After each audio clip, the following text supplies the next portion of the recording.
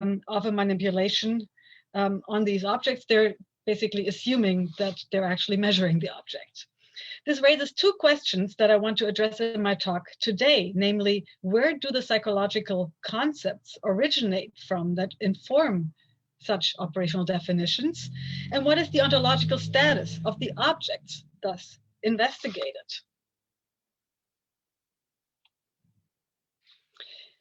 Briefly, my answer to these two questions is that psychological research is informed by folk psychological concepts and targets objects individuated by those concepts. For example, research about memory relies on the conceptual assumption that memory involves processes of learning, storage, and retrieval. And it is precisely these processes that scientific psychology tries to elucidate. I will argue for the following three theses. First, folk psychological concepts individuate their objects at what I call the whole organism level, i.e., as cognitive behavioral capacities. Second, folk psychological kinds, that is, the objects that correspond to the psychological concepts, have a robustly real, though not immutable, status as distinct from the entities that make up their realization basis. And third, when conducting scientific investigations of a given cognitive kind, researchers exploit precisely those conceptual and causal assumptions that sustain the kinds in our folk psychological practices. So that's a lot that I'm just kind of throwing out there, but I hope some of it, or maybe all of it, will become clearer by the end. In the past, in my own previous work, I've argued that operational definitions are tools of research. Given that research aims at improved concepts, we may say that they are also tools of conceptual development.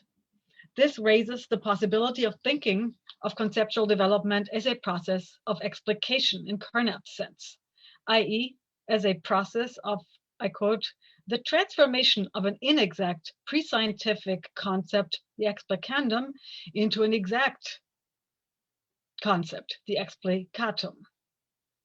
Where, and I quote him again, the explicandum may belong to everyday language or to a previous stage in the development of scientific language.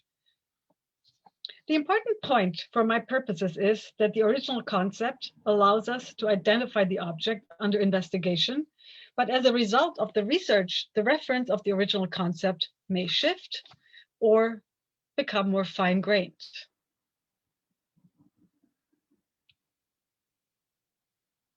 To get this process more clearly into view, I draw on Georg Brun's helpful distinction between the task of clarifying a folk concept and subsequently explicating it in the course of theoretical development or theoretical progress made in a field. Operational definitions are constructed as part of the former project, the clarification. They highlight and clarify salient assumptions that we have about our research objects and help us cast them into a form that is manageable in an experiment. So the act of clarification is crucial to the design of the experiments that may or may not result in an explication of the concept in question, where by explication I mean in the Carnapian sense, basically an improvement, a different concept, but then one that is still connected to the previous one, but better. So given the assumption that concept explication can result in better concepts, the question is by what standards a concept can be said to have improved. One strong intuition surely is that a concept is improved if it better captures and describes the corresponding reality. But what is the corresponding reality that psychologists hope to capture with their kind terms? My thesis is that the reality that the scientific concept of psychology hope to capture is and should be precisely the reality individuated by the folk. While an adequate reconstruction of the research must also allow for the possibility that the folk can sometimes be wrong. So this is kind of a tension that I want to explore.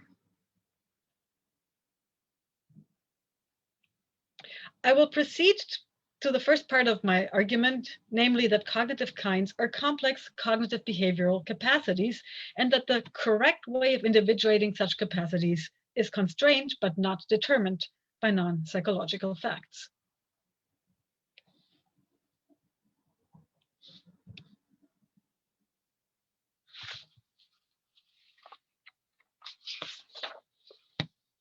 It is widely assumed that when we sort the psychological domain into kinds of things, there are some non-psychological facts in the world that uniquely determine whether we get it right.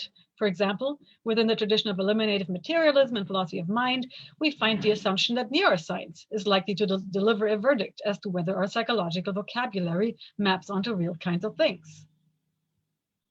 This raises the question of what neuroscientific findings would have to look like in order to be able to do that.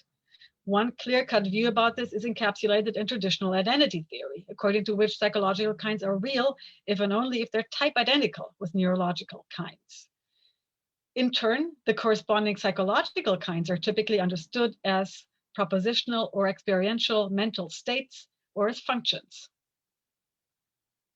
A clear formulation of the idea that cognitive kindhood is settled by neural facts was provided by Carl Craver's non-dissociable realization principle, according to which, I quote, instances of a natural kind have one and only one realizer. If there are two distinct realizers for a putative instance of a kind, there are really two kinds, one for each realizer.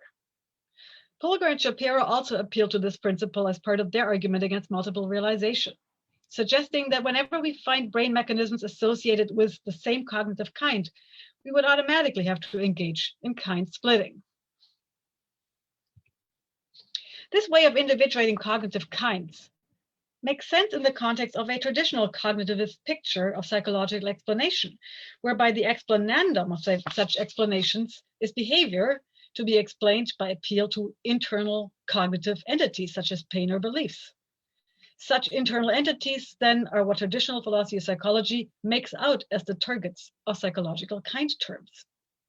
But there's also another influential way of thinking about cognitive kinds, which is associated with Robert Cummins' idea that the explananda of psychology are not behaviors, but capacities, which are the targets of what Cummins calls functional analysis.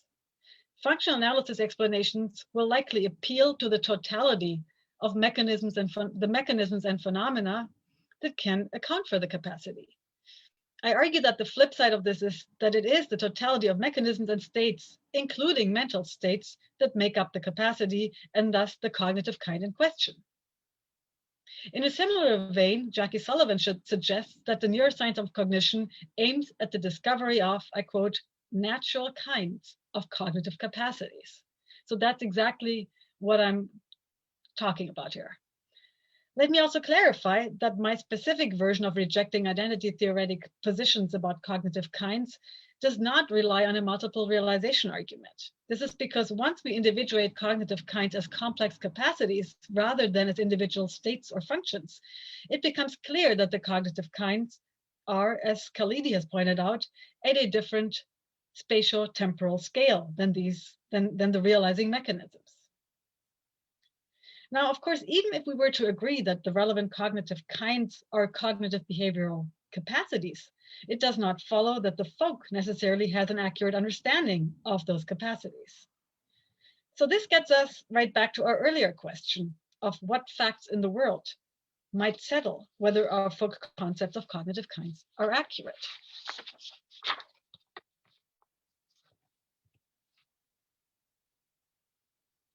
One way to go from here might be to say that even if cognitive kinds are not strictly identical with neural mechanisms, there might still be neuroscientific facts that uniquely determine the correct way of sorting the cognitive domain into kinds. One contender for this line of thinking is obviously Richard Boyd's homeostatic property cluster theory of natural kinds, according to which natural kinds are property clusters that accommodate objective structural features of the world. This account is attractive for our purposes because it captures my contention that the kinds of psychology are spatio-temporally extended clusters of phenomena and mechanisms, while allowing for the fact that one of those mechanisms might settle the objective identity conditions for the kind. Boyd's account acknowledges that we have epistemic criteria for individuating kinds. For example, in the case of cognitive kinds, behavioral criteria, while suggesting that there are also ontic facts that fix the identity conditions of kinds. In the following, I will follow an argument by Carl Craver to suggest that there is no straightforward way of identifying the non-psychological mechanisms that would or might unambiguously and uniquely determine cognitive kindhood.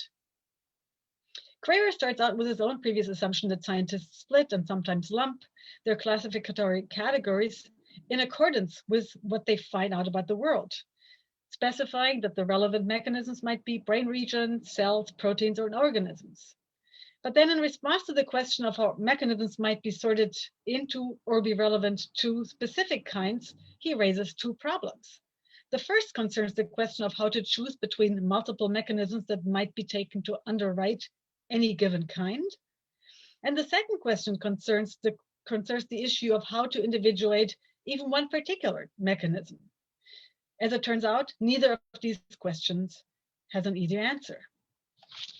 Thus, Craver remarks,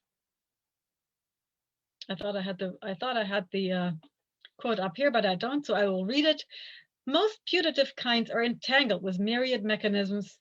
By attending to some of them, one is led to lump. By attending to others, one is led to split. With regard to his second point, and in an argument that is reminiscent of Bechtel and Mundale's point about levels of abstraction, Craver points out that one and the same brain mechanism, e.g. the hippocampus, can be described at different levels of abstraction. Each of these descriptions serve unique epistemic purposes, and thus it is unclear how one might argue that one such description is objectively pitched at the appropriate level of abstraction and gets at the real kinds. Craver thus concludes that human perspectives and conventions enter into judgments about how mechanisms should be typed and individuated. There's the quote. Now, if there's no objective basis for taxonomizing kinds of mechanism, then clearly there's also no objective structure for using mechanism kinds to taxonomize cognitive kinds. A similar argument is also advanced by Eric Hochstein in a 2016 paper where he maintains that the assumption that there is a single ideally correct way of classifying or categorizing mental phenomena and that neuroscience and psychology should adhere to this correct scheme runs counter to productive scientific practices in these domains.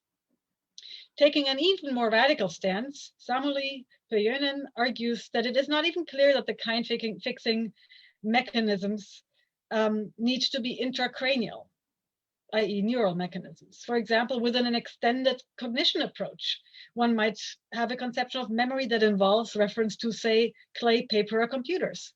Pöjönen argues that insofar as we can identify an underlying mechanism for this way of individuating memory, this is completely compatible with the HPC, i.e., Richard Boyd's theory of kinds.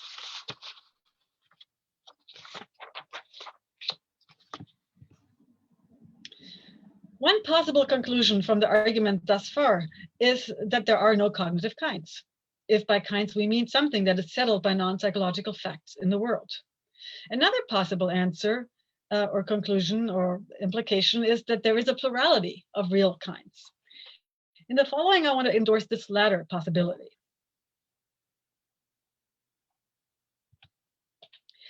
Discussions about criteria that settle kindhood are often run together with the issue of whether the kinds in question are real. This issue is often understood in one or both of the following ways. Namely, either as meaning that the entities in question have a mind and practice independent status, and or as meaning, secondly, that descriptions of macro-level kinds can only refer to something real if we can make out a microstructural basis. Based on the discussion in the previous section of my paper, it seems clear that cognitive kinds don't meet either criteria of reality. Does it follow that they're not real? In response to this question, I wish to challenge the two criteria of reality just mentioned to argue that there is no reason to suppose that reality requires mind independence, and that while macro-level kinds certainly cannot violate microstructural facts about the world, this is at best a necessary condition for their reality, but not a philosophically interesting insight about what makes them real. Let me start out with the first point to say that the assumption that reality requires mind or practice independence is clearly false, since human-made artifacts are obviously real, even though their existence depends on us. And likewise, the existence of colors depends, among other things, on the observer, but it does not mean that they're not real. Indeed, the fact that colors, for example, are central to the way in which we regulate traffic suggests that they are capable of making a causal difference in the world by virtue of being integrated in our practices. And as I will say in a moment, I think that's enough reality for my purposes.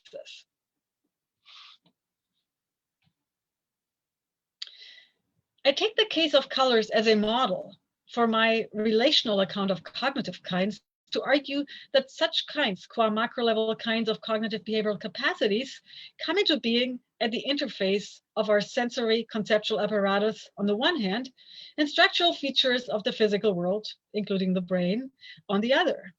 And they're sustained by our causal and conceptual practices.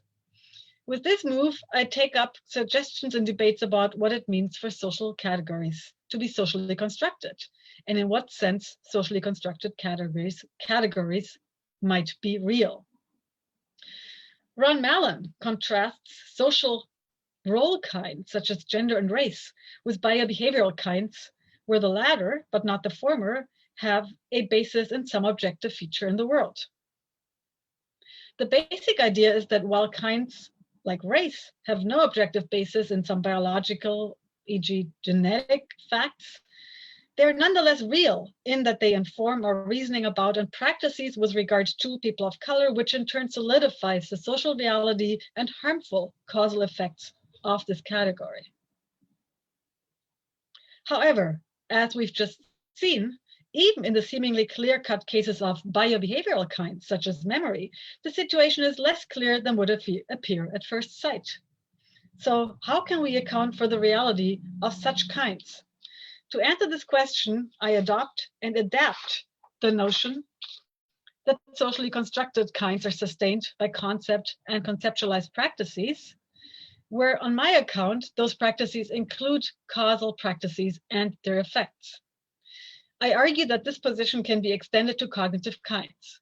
For example, if our concept of memory has something to do with encoding, storing, and retrieving information, this will not only inform our reasoning about it, but also kinds of practices, including practices of experimental investigating memory, but also everyday practices of teaching and testing. We make assumptions about cognitive kinds all the time, and they have a causal impact on our behavior.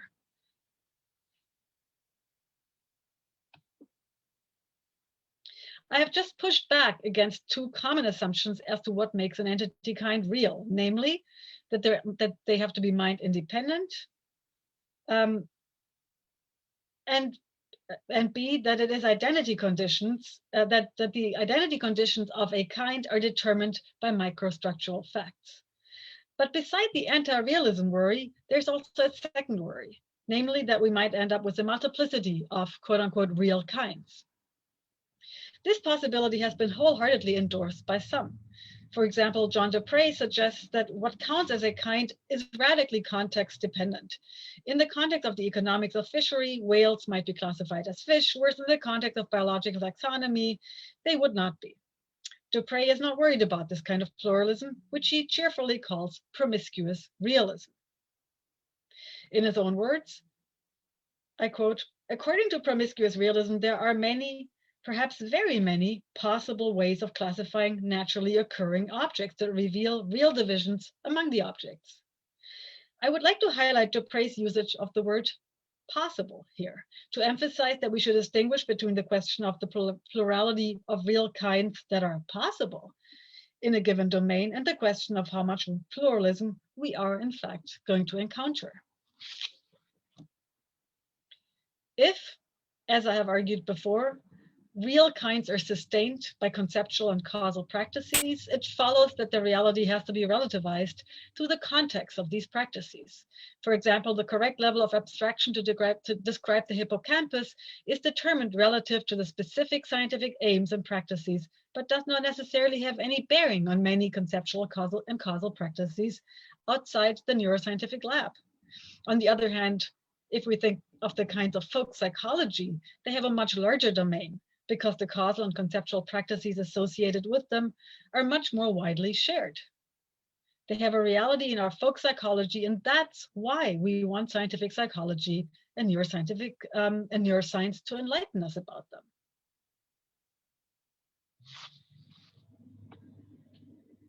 Notice that I'm not committed to the idea that cognitive kinds of our folk psychology are universal. In fact, I take it to be one of the attractive features of my analysis that it can accommodate the possibility of cross-cultural differences, as has been suggested by Kurt Danziger, as well as the possibility of cognitive kinds changing, as has been suggested by Ian Hacking.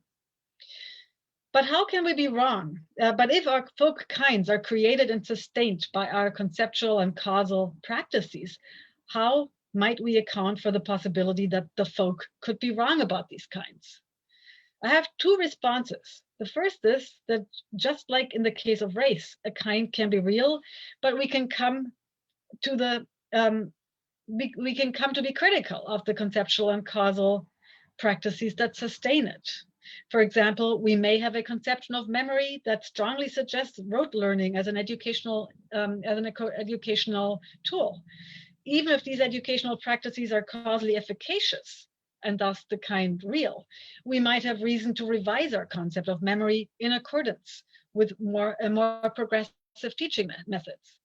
This highlights the fact that the question of whether the folk gets it right can involve normative and descriptive questions simultaneously, which is a point that Ingo Brigantes recently made.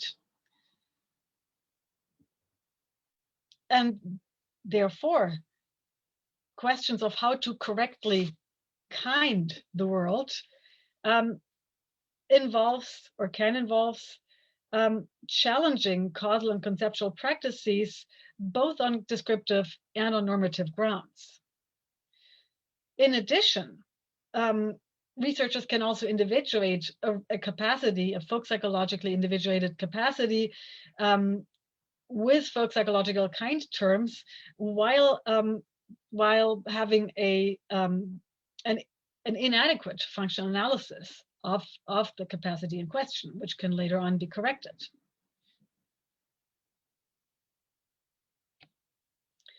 I have suggested that folk psychological kinds come into being at the interface between our sensory conceptual apparatus and the world, and that they're sustained by our conceptual and causal practices. In the previous part of my talk, I explained the latter of these 2 points. How are they sustained? I now very quickly turn to the former point, and I explain its relevance to experimental practices in psychology.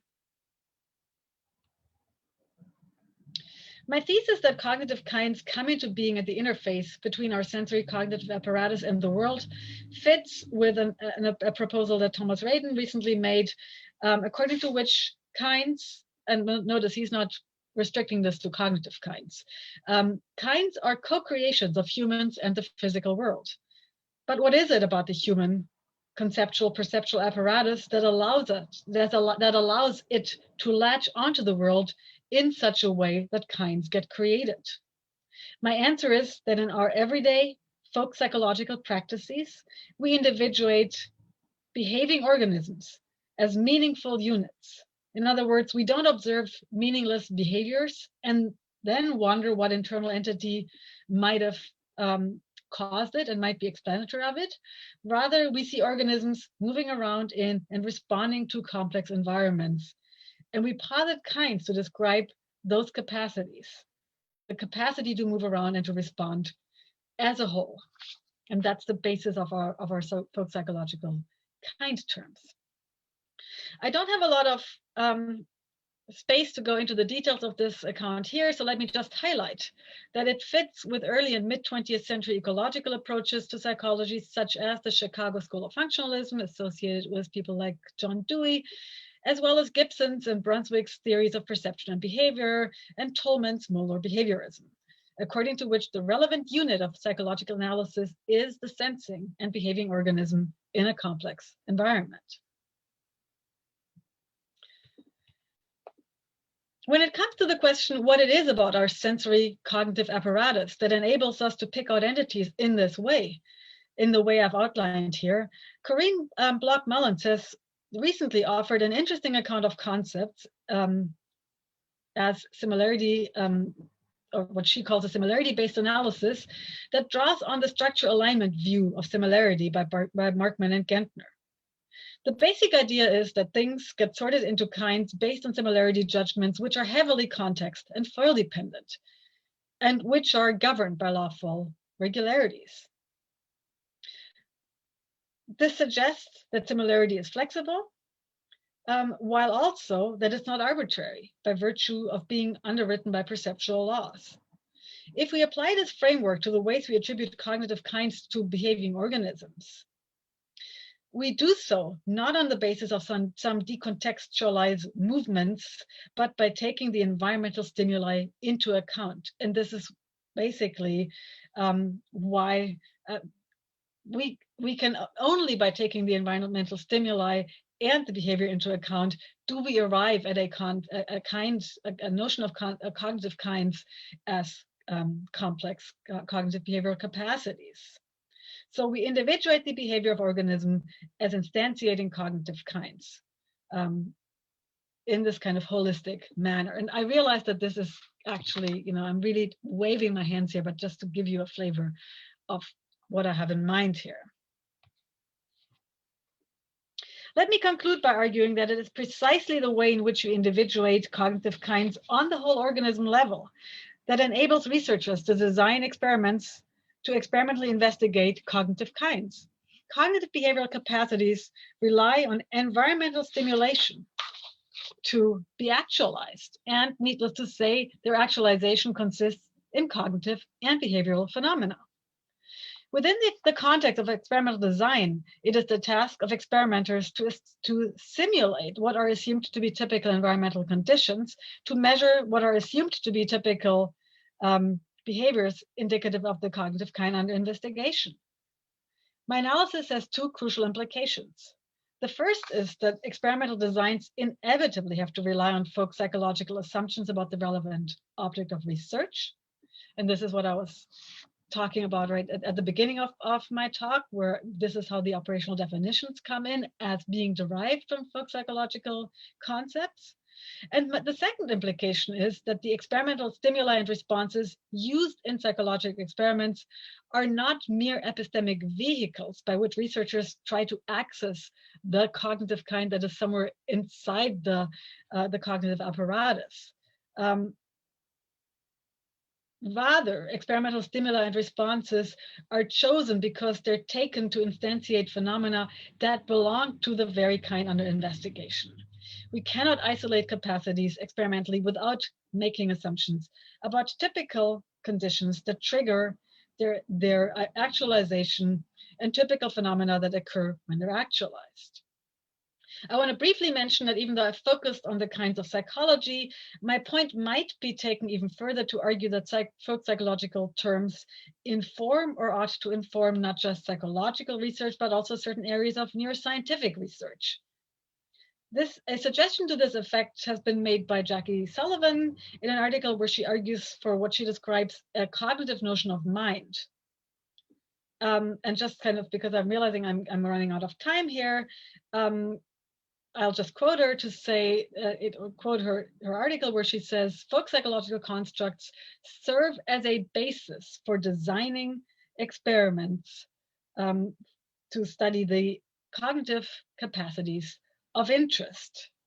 Putting this in my terms, cognitive systems, qua whole organism phenomena, are embedded in and intentionally directed towards environments, and this is captured by our folk psychology. So with this, I'm at the end of my talk, just to summarize, I've argued that cognitive kinds are cognitive behavioral capacities that come into being at the interface of our sensory cognitive apparatus and the world, and are sustained by conceptual and causal practices and the physical, conceptual and causal practices. With this, I have highlighted the importance of folk psychological concepts, both for the reality and for the scientific investigation of cognitive kinds. Thank you. Thank you very much. One of the downsides of webinar is that we can't really clap, but the heart is here. So let me remind you, if you've got a question for Uljana, I'm opening the floor now. We have a bit more than, we have between 10 and 15 minutes before moving to the next talk. Write your name in the Q&A box by clicking on the bottom at the bottom of your screen, and I will move you from attendee to panelist. And it takes a few seconds for that transition to happen. All right, we have a first question coming right now. Charlotte, the floor is yours. Please turn your mic on and the camera on. Yes. Hi. Sorry. Sorry about the hassle. Thank you for the very insightful talk. And could I just interpret your thesis first and see if you agree? Because I sort of thought of it as kind of a Wittgensteinian approach to late Wittgensteinian approach as to incorporate cognitive aspects and meaning in terms of use and conventions. And for me, it also gets into the enactivist theories of cognition, if that's correct. Sorry, I didn't realize you were done with your question. To be honest, I mean, I'm really intrigued by both of these suggestions you make, and I'm taking notes. Yes, I do think that there are some connections to the enactivist approach, which I kind of became aware of at a conference I attended a couple of years ago, but I'm not that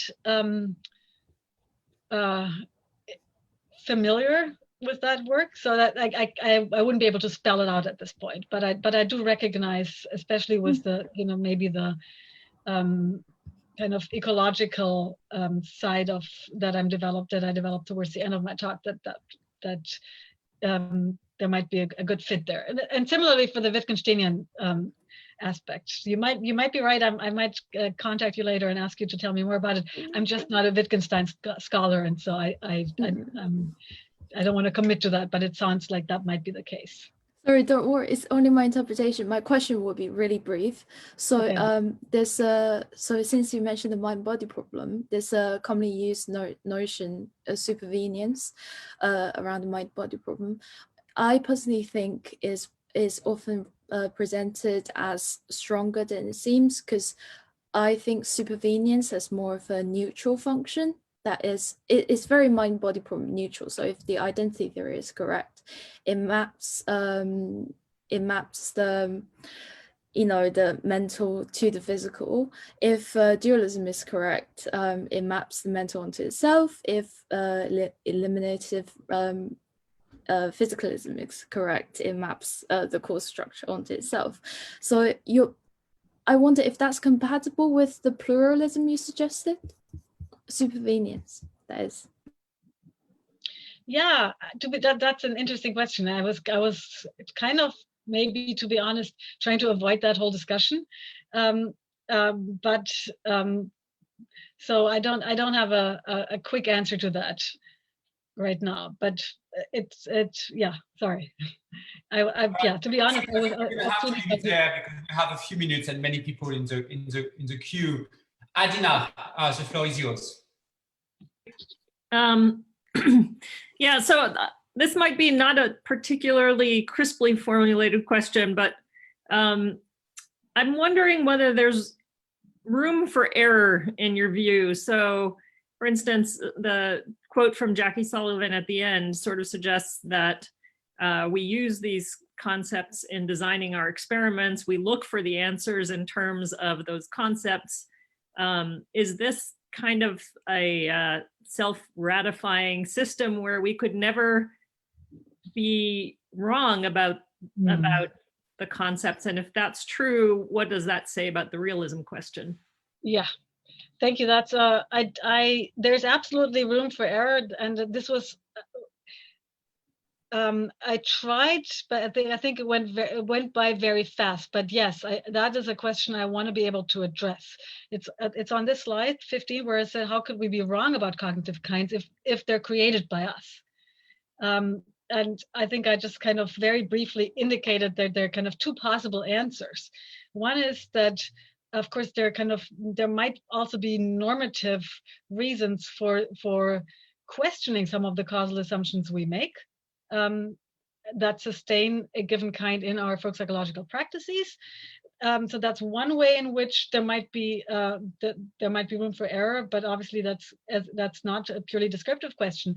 There's a second way in which there's room for error, which I think is just because we have certain kinds that work in folk psychology, there might still be scientific error about how the capacity in question is realized or actualized. Like, for example, I might have a particular assumption about certain brain areas being responsible for certain kinds of memory, but then later it is revealed that actually it's to do with certain processes of encoding and retrieval.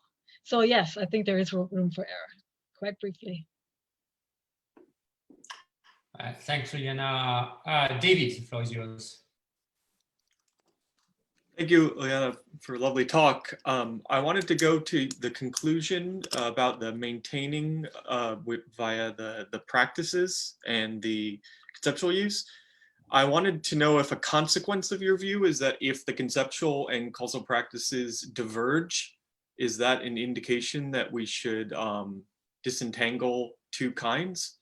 For example, work in consciousness on different kinds of consciousness that has separately informed distinct fields. Is that a good reason to kind in this case?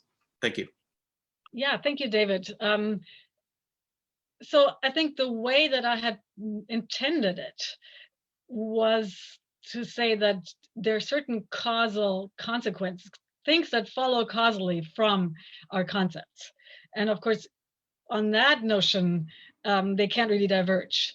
But what you're bringing up is like, what if we find that there are actually, that there are causal differences that are not captured by our current concepts? And I think that gets us back to my discussion earlier on about the Karl Craver's dissociation principle and the question of, well, does it automatically follow that we should split a kind just because we find a causal difference? And I guess I was arguing that it doesn't necessarily follow, but I think you're kind of putting this question back on the table. And I guess my hunch is that this is not kind of a question that can be answered with a principle. One would probably have to look at the specific case.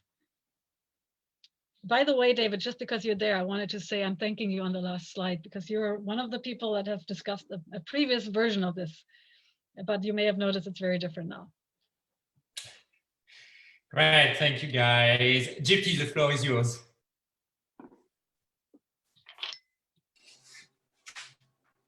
Hi, sorry, can you see me? We can.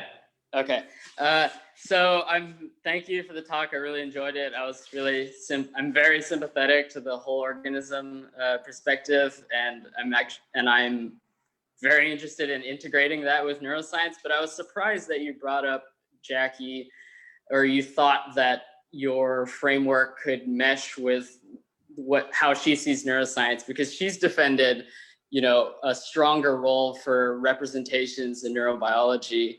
And neural representations are something that a lot of people might want to treat as their own, as subpersonal cognitive kinds in their own right, which would, directly clash with the whole organism way that you're approaching it. So I guess I was just curious if you could say more about how you think this perspective could fit with a neuroscientific account, and especially someone like Jackie's. Mm-hmm. Yeah, thank you. Great question. Well, she may or may not agree with the way I read her, but one reason why I thought there was a fit. Well, one reason is because in the one paper that I cite, she actually talks about the kinds of psychology, or the cognitive kinds being capacities. So that I thought was a good fit. But then you're right, there's this other paper where she talks about, or several other paper where she talks about the importance of representation. But that is actually precisely one of the ways in where I see a parallel, because representations are representations of something. And you might be thinking of the paper where she says, we should take an intentional stance towards our kinds, and when we're doing neuroscientific research. Well, if we have an organism that's embedded in an environment, then it's kind of intentionally directed towards an environment. I think that's getting at a similar intuition. That one of the things that you're going to be positing as part of your explanation of the capacity are going to be representations. So that's kind of how I see the connection. Thanks. All right, thank you. I think we must stop here. Thank you, Uljana, for this wonderful talk. It was a real pleasure to have you with us today.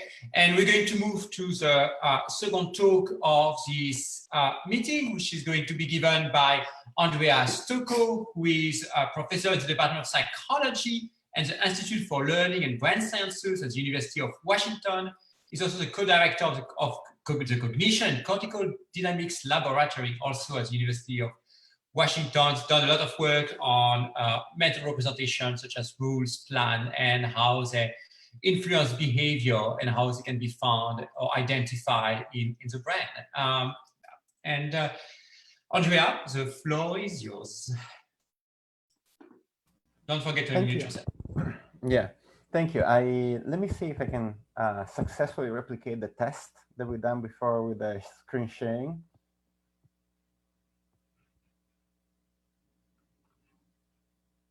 And please confirm that you can actually indeed see my title slide. Something. Here we go. Perfect. Wonderful.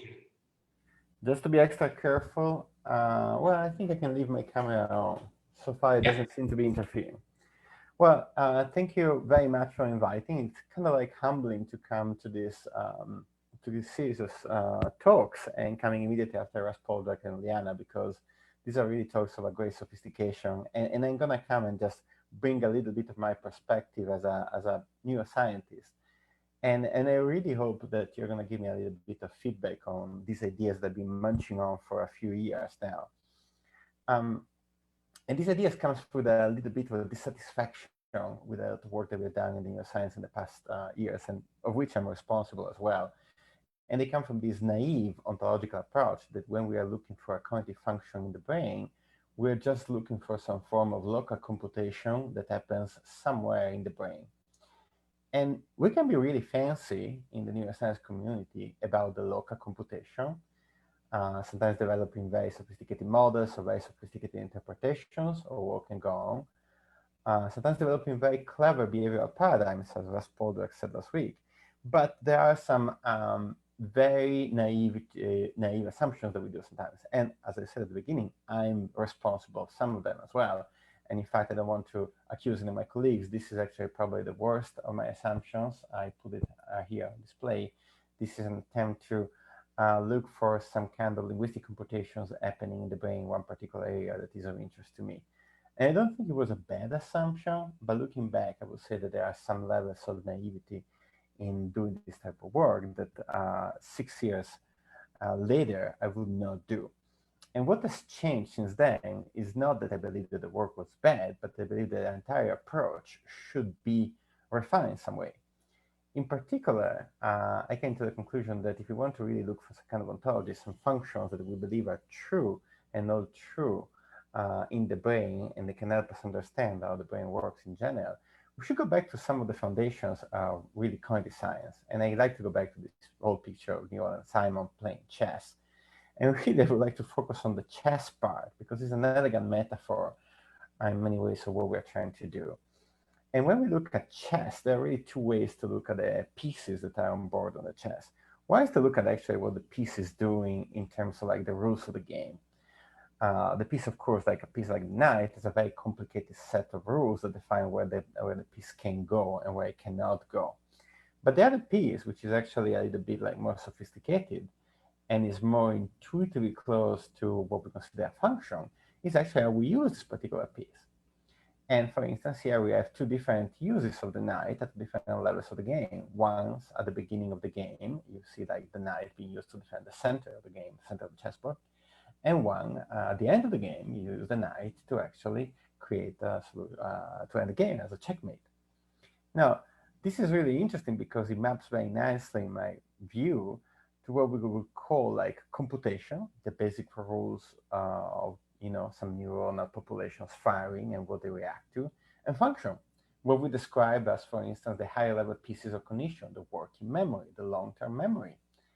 And I think that there is an important topic that we overlook, that we often overlook, that the difference between computation and function is not only the difference between different levels of description, but it's also the fact that when we look at the function of a particular piece in chess and of a particular region in the brain, it depends on where you are in the game and also of all the other pieces that are deployed at any point in time.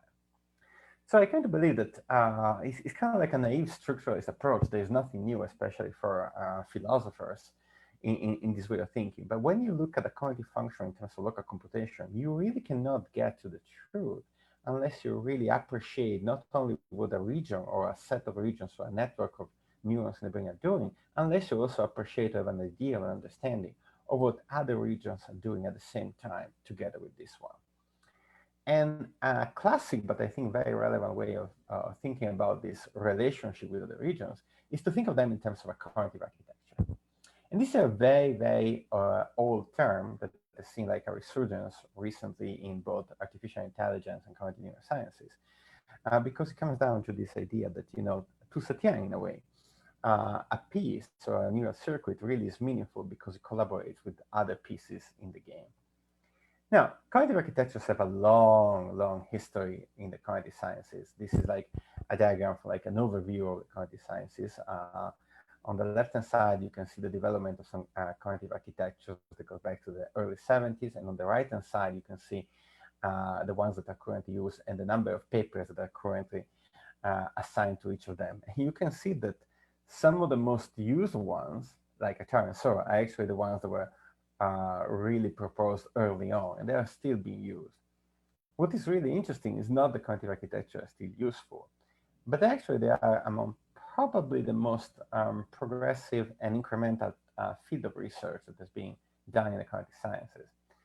So just to give you an idea of what I mean by this, I try to track the development of Atari and Sora over about 3 decades, at least 2 decades and a half of development. This is, I try to put like the different characteristics of Atari and Sora and different assumptions in a kind of multidimensional scale, in this kind of abstract space. It's just like tracking down the principle of the architectures. And this is how they were in 1993.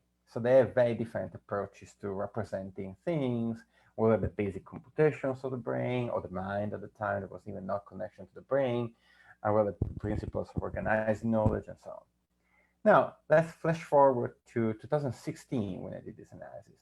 And you can see that first, Sora actually gave birth to a different architecture called Sigma. Atari and Sora had devolved to a point where in terms of like basic components, they're almost overlapping. They are really similar.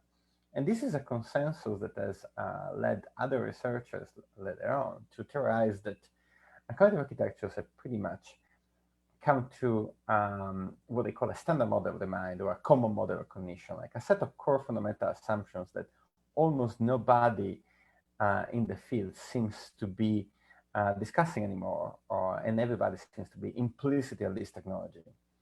And these assumptions, roughly speaking, could be diagrammed like this. There is any kind of like intelligent cognitive system, whether it's artificial or human-like, has, roughly speaking, a long-term memory store, that learns net-based memory roughly using Bayesian estimates. A set of rules that we can call procedural memory, that is learned and refined through reinforcement learning, a working memory space that uses short-term contextual representations, and of course, a set of perception and action.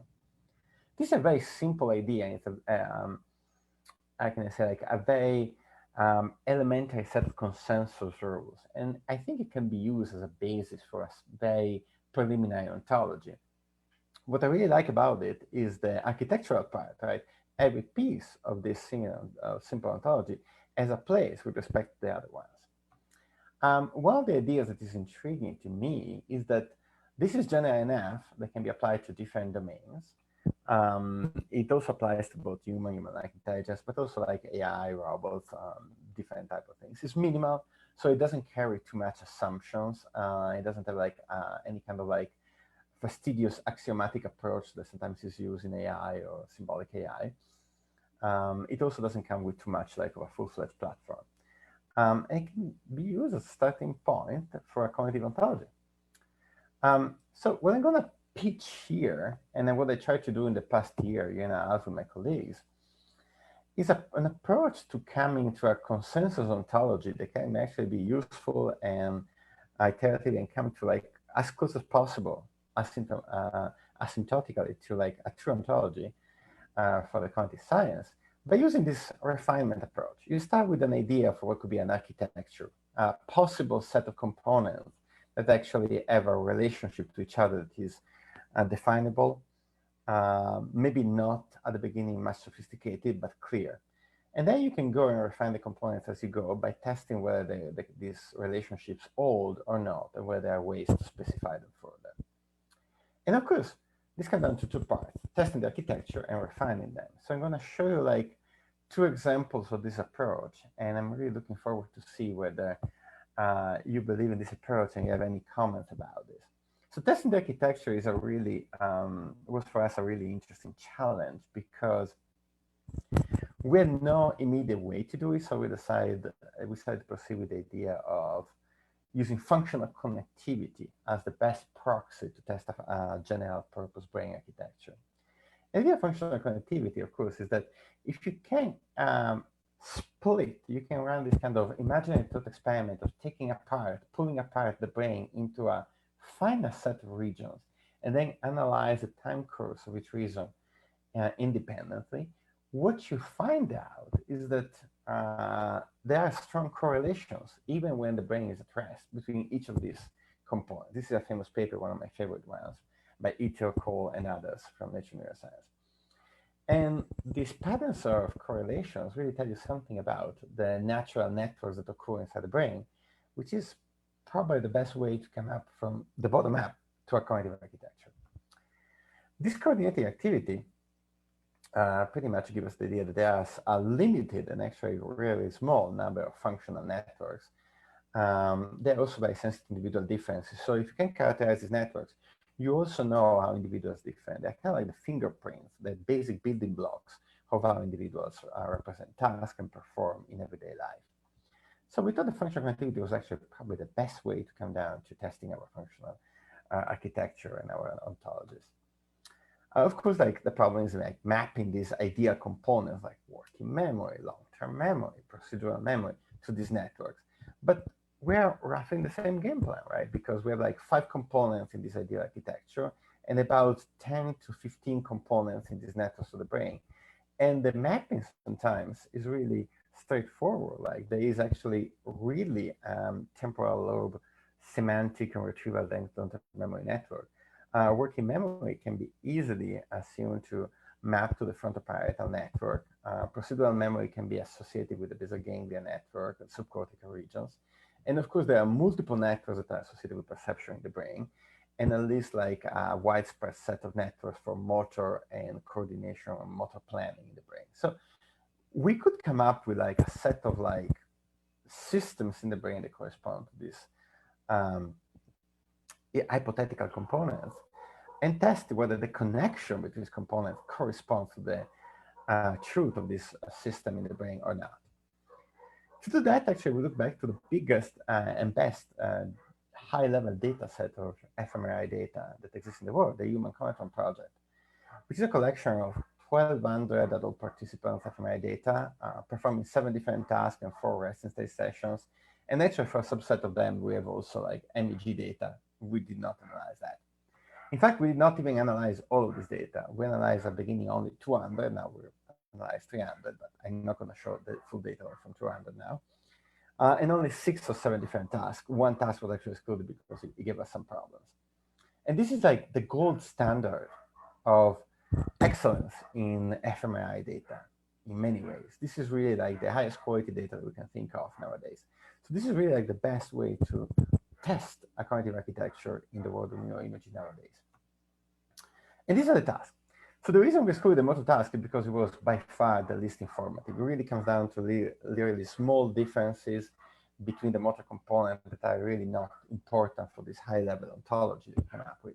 So really focus on the emotional cognition, the gambling task, the language task, the relational reasoning task, the social cognition task, and the working memory task. And these tasks were explicitly picked up to cover a good enough range of domains that would be important in the cognitive sciences. Of course, like every choice is questionable, but the coverage we realized was like wide enough to test whether an architecture like this could be considered valid in many ways. And by valid, we hypothesized that a good architecture, like the common model cognition, should meet 2 criteria. And the first criteria is what we call superiority. If it's really a good architecture, and if it's really a good test, a good platform to start defining an ontology, it should provide a better account of brain activity than any other alternative architecture. This is a simple criteria. We don't know, we don't have a criteria to see if this is true, but we can have a criteria to say if this is better. The other is generality. If this is really something that is true of the human brain, it shouldn't matter whether we test it on a particular task or another task. It should be good independent of the task that we use. In fact, it should be good even if we test it without a task in rest and test sessions. Of course, like at this point, we need to find a way to decide how to test this and what are the alternative competitors in the architecture.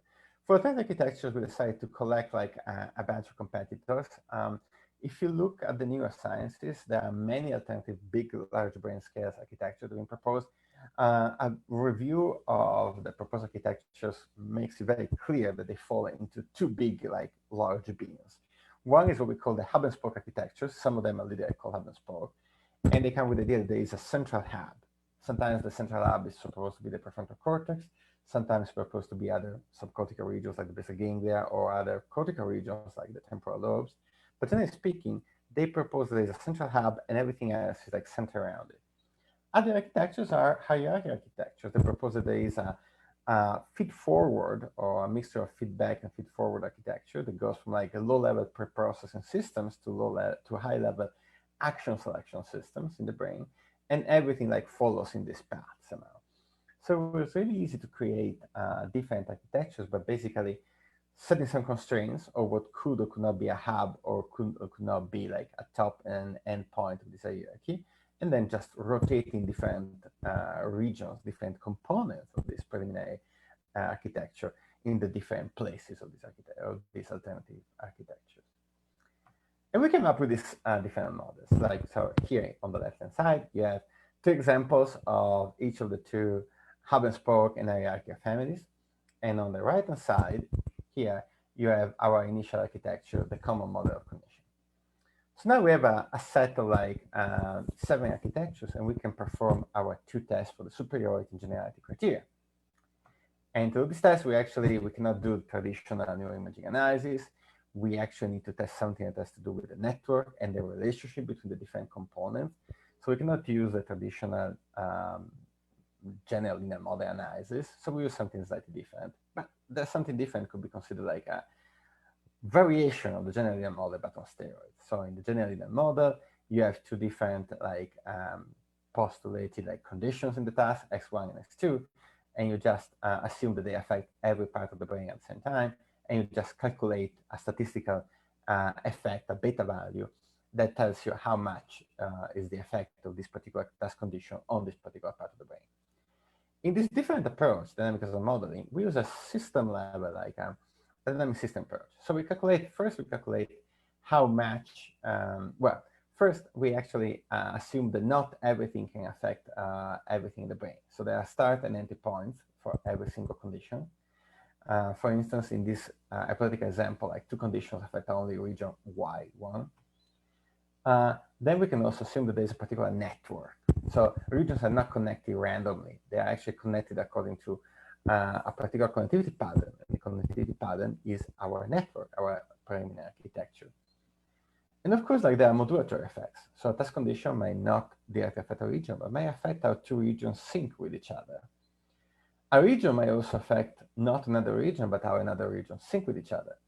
And finally, all of these parameters can be estimated independently by using a dynamic system equation. Basically, how each of these factors affects the rate of change in the time series of brain activity that we can record. This is just like a more complicated version of the traditional general linear model. It requires a bit more of calculations, but it can still be done, and it will still spit out parameters that are meaningful and can be used to compare different architectures.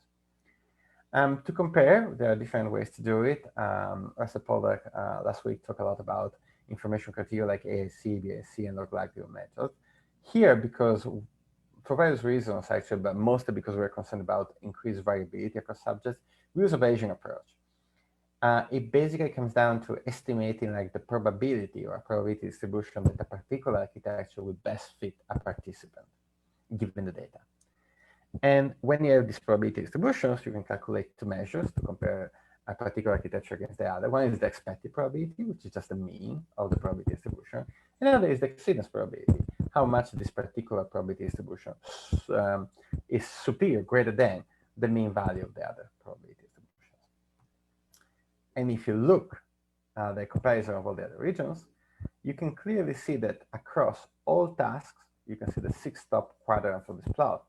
The common model, which is the red probability distribution, is clearly the one that fits the best. It is superior, which is shown by the fact that this probability distribution is shifted to the right in all of the 6 different tasks. We also ran a sanity test by combining all the tasks in a single kind of like Uber task to make sure that there was not something that was specific to the single task conditions, and whether we put them all together so to test like the flexibility of the model in many ways. The common model condition was not underperforming compared to any of the other architectures, but in fact the model overperformed. And the final plot here, unfortunately my pointer disappeared, but you can see it as the last plot that is like a series of red pinkish bars, is the exceedance probabilities, and it leaves no doubt about the fact that the common model is by far the best architecture we can start with.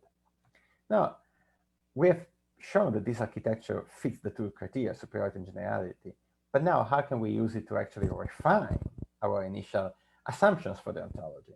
This is the part that is probably the most interesting to me personally, but probably to all of us. Because it goes to the problem, like going back to the whiteboard in many ways, and deciding whether our initial assumptions about what is like procedural memory, what is working memory, and so on, were correct or not, and how they fit, and how these functions fit with the other function we have hypothesized.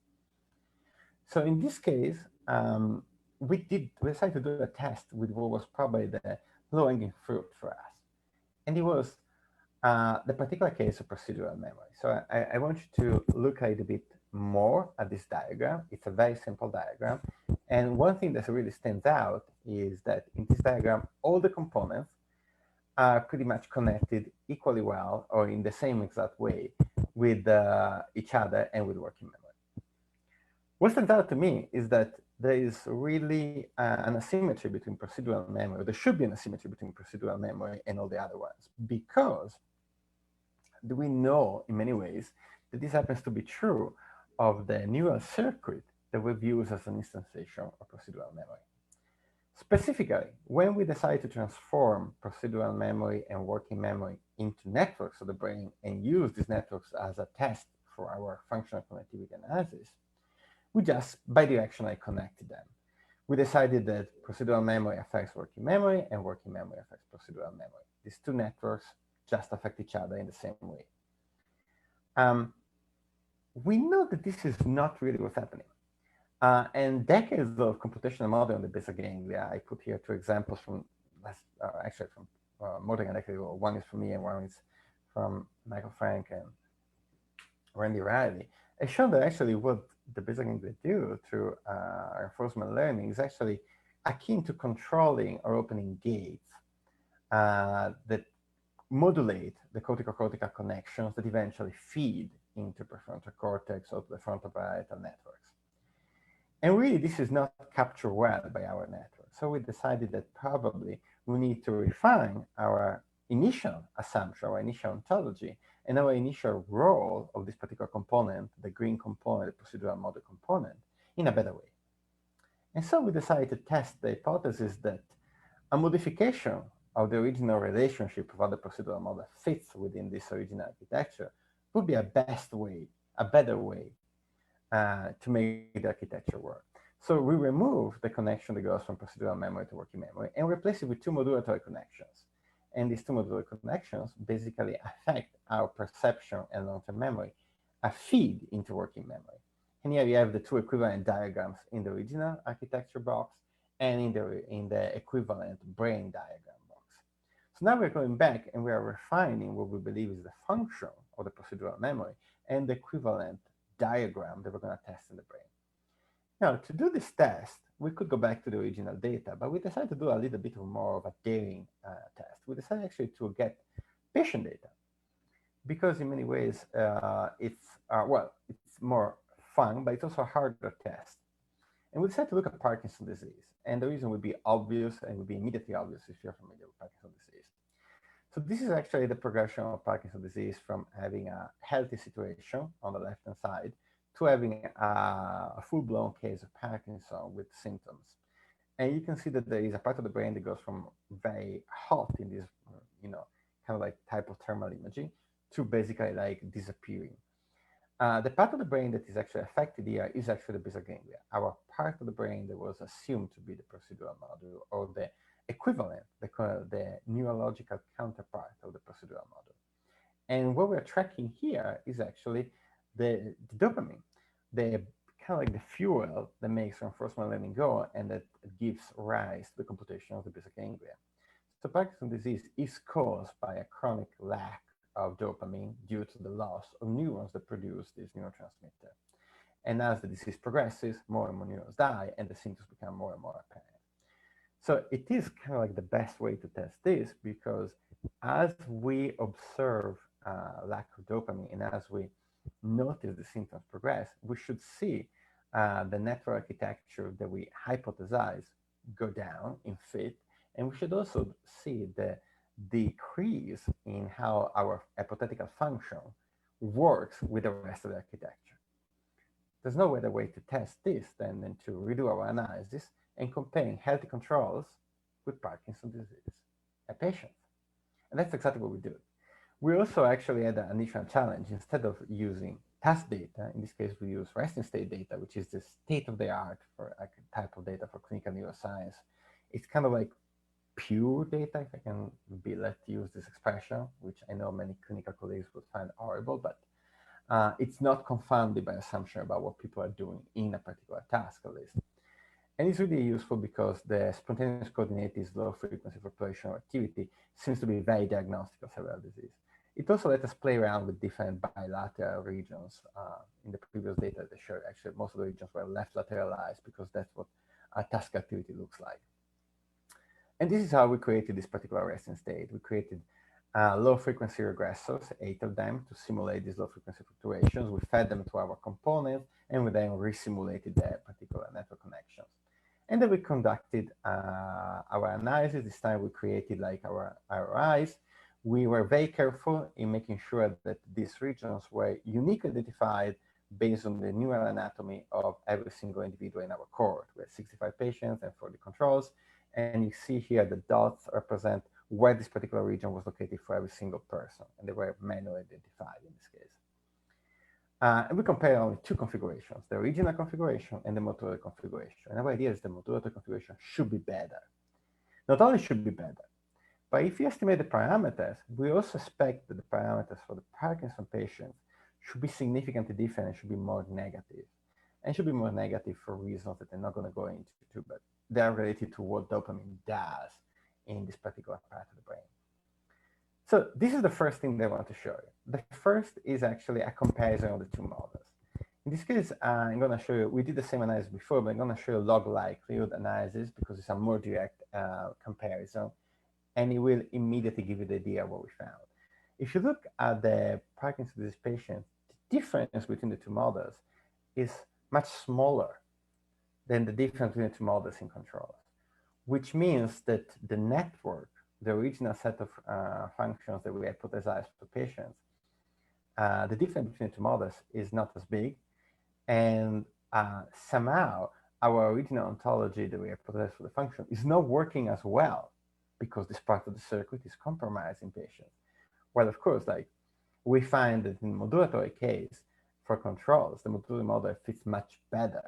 In case of log likelihood, higher values, less negative values indicate a better fit. We can also do a corresponding test. There is also something called a chi-square test that is basically a way to test the significance of the two comparisons. And you can notice in this case that in both cases, the modulatory fits better, but in the case of controls, the fit is much better and is significantly different than the difference in the PD patients.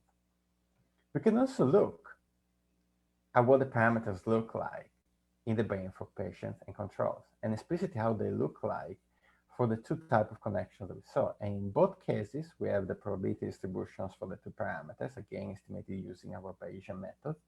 And we found significant differences, highly significant differences in both cases. So we see that Parkinson patients, as hypothesized, have way more negative parameters, which is, again, something that we imagine is correlated with the function of dopamine.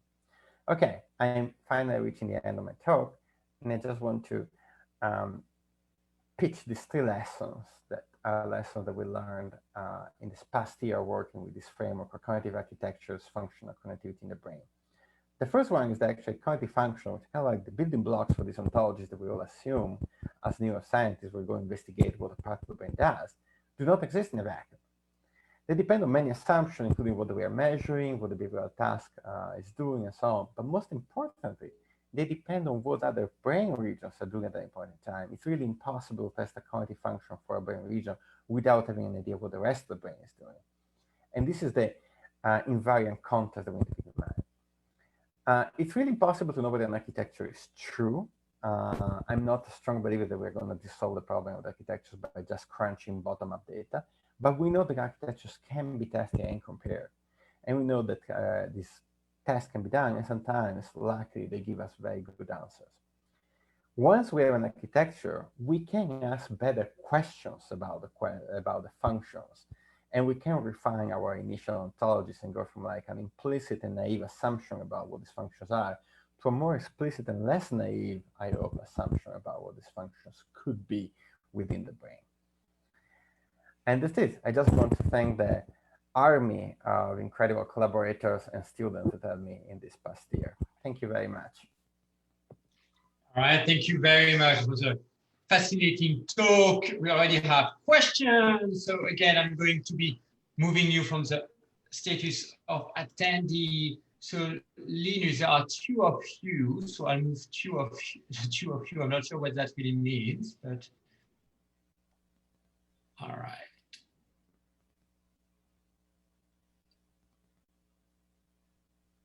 Linus, the floor is yours.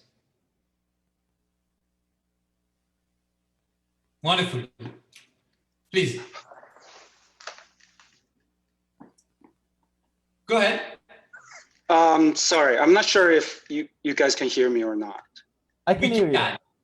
Okay, hi, sorry.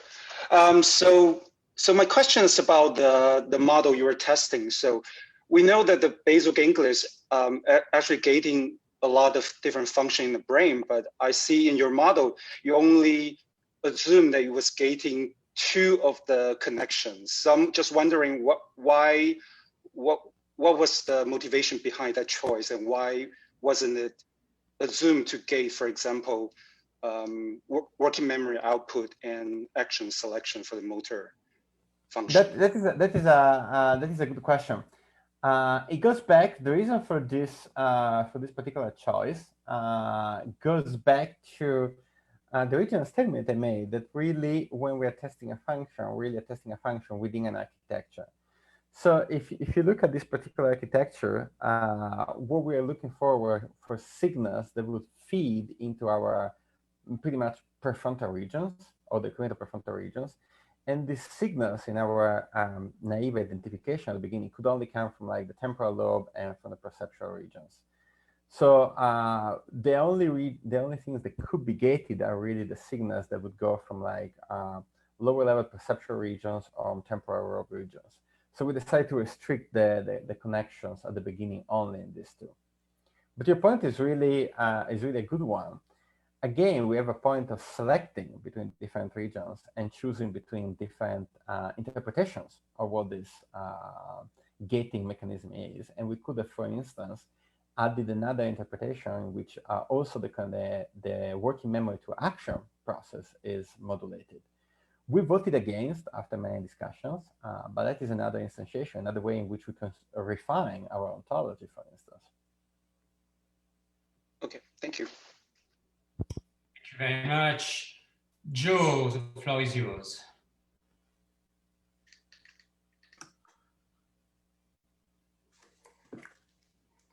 Hi, can you guys see and or hear me? We can.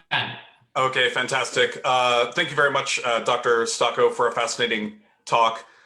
My question is, it seems like your approach in general is making some assumptions about the relationship between functional connectivity and some kind of information processing between regions. So, you know, if I just look at intrinsic connectivity maps in a network architecture, I can see that there are regions of the brain that I know communicate with each other in some sense, but do not have, at some given threshold, strong functional connectivity relationships between them. So I'm just curious about what are the assumptions you're making about the relationship between functional connectivity and there being an exchange of information or some other cognitive relation between the regions. Yeah, this is a really good and kind of like technical question. So the answer is actually needs to be two-pronged. So there are actually 2 points at which functional connectivity comes into this approach. Let me go back to my slides. This is the first point, right? And this is like the canonical functional connectivity approach. And we use this to really just define and split the brain into macro regions that we can use to look for like points that we can identify with the components, like big regions, essentially. At a certain point, this becomes a matter of, as you call it, thresholding. But in many ways, this becomes, for us, a way of aggregating different voxels, in essence, into big areas, which would be the equivalent here of what I think this is the categorization was actually done by Power in 2010, the different colored regions. The assumptions about what is happening under the hood and how these regions are influencing each other comes at this point in how the activity in one region affects the other one. And here, the reason why we use dynamical modeling is because we wanted this to be as neutral as possible. So this is just like a giant linear system in essence. So when there is like a change in the activity in one region and the entire region is modeled as a single time series, there is an effect that we're going to record at some point in time later on in another region. And this is going to reverberate across the network. So among the many limitations of this approach is that there are no differences across different parts of the network, and there is no assumption about the representation that goes on. We have no way, as of now, of dealing with either of these two representations. And that's the reason why I pitched this at the beginning. Like, this is like a very simple way to capture architectures. There are lots of things that a true architecture should include, like differences within a network and representational assumptions that we cannot just model at this point. So thank you. And just really quickly, if you'd be willing to follow up. So when you are talking about, say, the difference between a hierarchical model and a different model? Is the hierarchical model a temporal pattern of a back and forth between the units defined in the beginning? Really good point. The hierarchical model is actually the architecture defined in terms of the spatial distribution of the regions, and not in terms of the temporal component. Among the parameters that actually are estimated in this dynamic network, in this dynamic system, there are also parameters about the timing. So it's actually possible, although unlikely, that a region could have an effect on another region that is because of the latencies in the bool response, seen in the response a little bit later. So we don't do something like Granger causality, just estimating the temporal latency or something like this. We just structure the network and we see what is the thing, what is the set of parameters that more likely generate this. Thank you so much. Very welcome. Thank you for these questions. All right, we have time for one other question, maybe, if someone want to raise a question. No taker just now. Let me ask a quick clarification question, something I'm sure you've done in other work, but if I understood the comparison between architectures, you help fix the nodes, right? What was varying was the connections between and the relations between the nodes, right? So you had 6 or 7 nodes, I don't exactly remember, and sometimes you had a specific fixed series of causal connection, sometimes reciprocal causal connection. That was what was varied amongst, I think, the 7 models that you fitted to the data, at least in the study you presented, correct? Correct.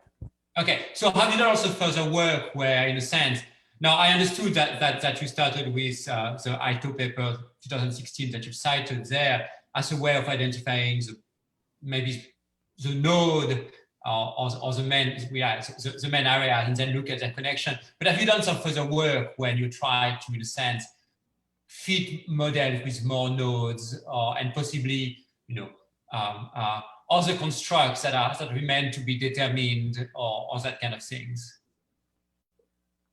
Yes. So there is the answer is yes. We've tried, but there are some limitations in the pretty much like we ran against the data sprang against the wall very quickly.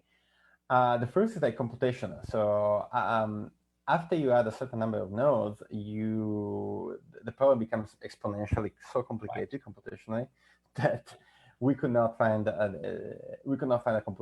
solution in computationally tractable times.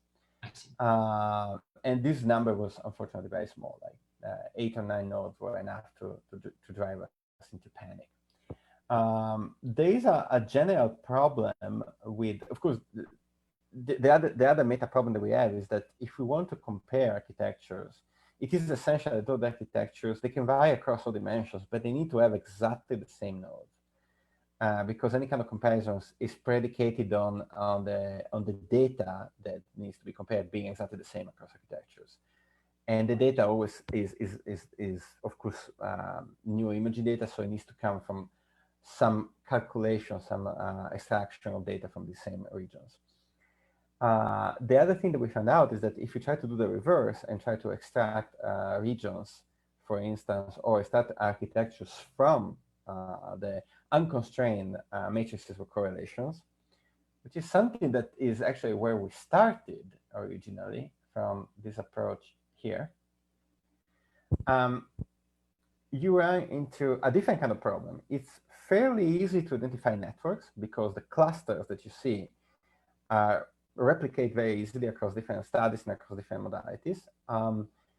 But to identify something like, for instance, like, okay, the blue region projects to the red region, and then there is a network that projects to the purple region and so on, becomes more complicated because every single method that we have tried that would lead us to do this gives different answers based on very small differences in assumptions. And this is the point at which we decided, like, okay, maybe the best way to do it is to start top down and not bottom up. Thank you. Really, that's really helpful. Thanks. I think we have already reached 3 p.m. So I'd like to thank our today's two speakers, Uljana and Andrea, and thank you again for your participation. I'm sure the attendees who can't clap but are also very grateful for these two wonderful lectures. And we'll be again live in a week for the next seminar meeting with a talk by Mike Anderson, again on Monday next week at 1:30 p.m. If you haven't registered for that talk, please go to the website and register following the link on the website. Thank you very much, and thanks again for these wonderful lectures. Thank you. Bye. Bye. Thank you, everybody. Bye. Bye.